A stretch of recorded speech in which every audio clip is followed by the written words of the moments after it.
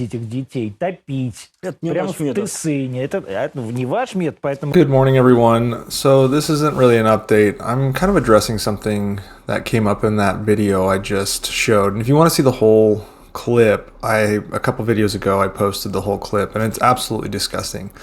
And it once again brings me the opportunity to address this constant stream of moronic thinking that is the US is no different than Russia. All of the bots, all of the Russian supporters always love to be like, but the US did the same thing, but the US.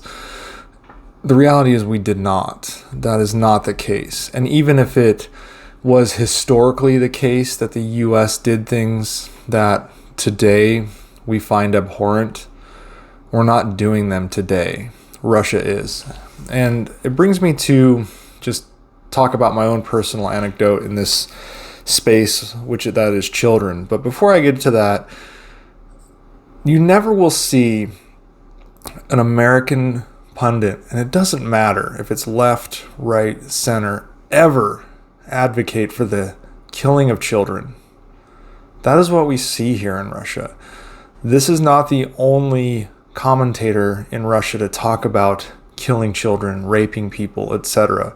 It is a common theme among the Russian population as necessary to eradicate Ukraine, as if they don't understand the definition of genocide.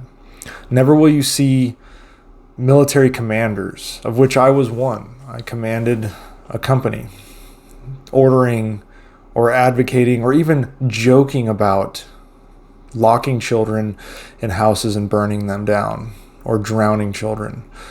Never will you see our government, doesn't matter if it's left or right, never will the US government say, we're going to drown children.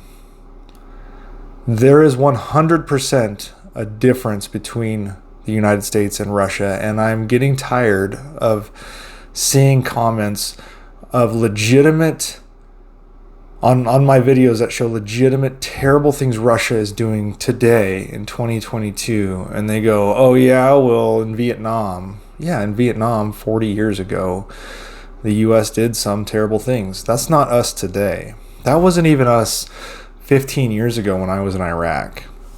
And you kind of see a difference here. In Russia, they're stealing children from Ukraine. They're taking them across the border and kidnapping them.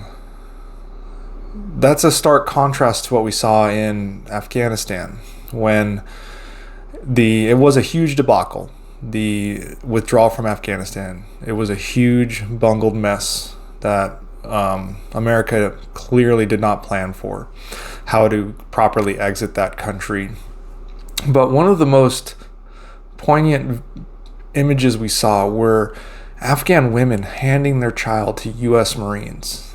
There's a picture where a U.S. Marine is holding an Afghan child after it was given to him. Them pleading, take my child, because they knew that their future in America was going to be far brighter than it was there. And thankfully that child was returned to their parents, and I'm not sure what the outcome was, but time and time again when I was in Iraq, you would see families bringing their children to the gates of the FOB. Please take my children, save them from these terrible conditions. You know how heart-wrenching that is?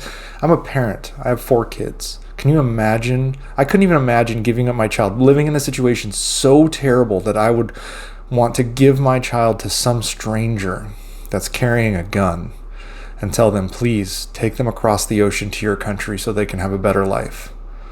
That is what America is. That is what people do when it comes to America. They tried to give us their children to get them out of their way. Russians steal children because their demographics are so bad, because they're so awful, because they want to commit genocide whether they know it or not. Anecdotally, I'll tell you a story from Iraq, and this kind of falls in line with the Russian way of thinking because incidentally it involved an Iranian-supported group called Al-Qaeda Iraq. And it was kind of interesting because they're strange bedfellows because Iran is mostly Shia driven and Al Qaeda was mostly Sunni driven. But in general, there was a enemy of my enemy is my friend situation there. So they got along, at least to counter the U.S. in Iraq. And AQI, or Al Qaeda Iraq, was always present. They were our main foe in Iraq that we were dealing with. And the Iranians funded them. The Iranians used them as proxies to attack American soldiers. We knew that. Everyone knew that. Well, incidentally, Al Qaeda Iraq operated in there, and we'd conduct convoys, and yes, we'd get hit. But they found something out that was very interesting about Americans, is that Americans have a very soft heart when it comes to children and women especially. And so I would run convoys for many months. I ran convoys in Iraq, and our convoys would get blown up, and our convoys would get shot at and things like that. But we always would look with bright eyes and hope at the children.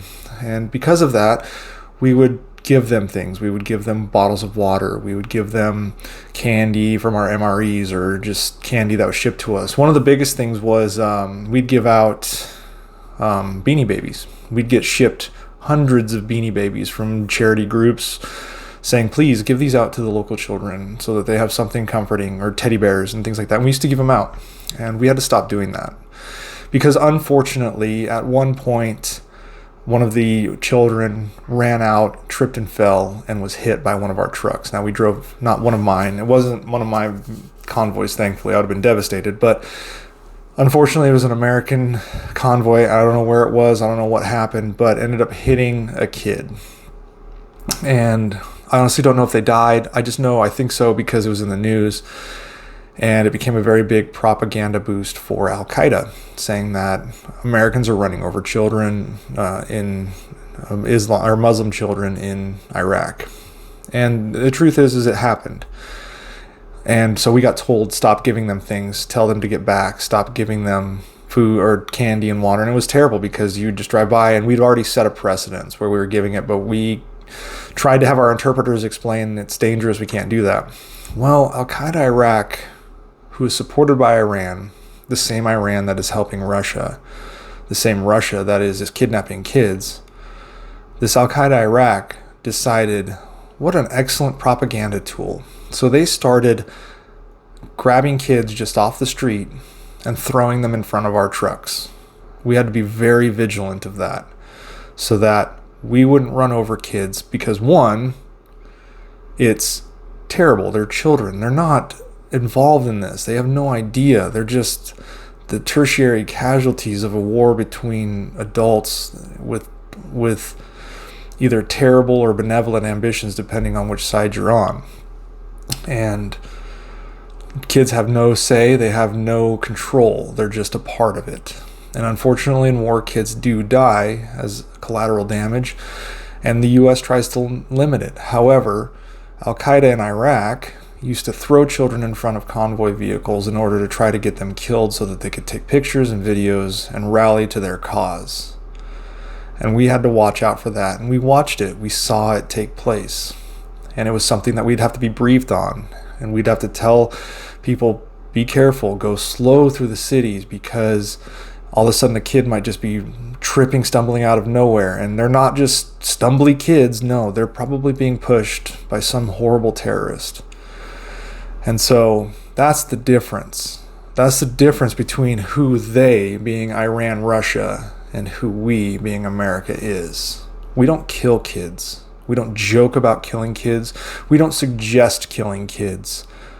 Russia does.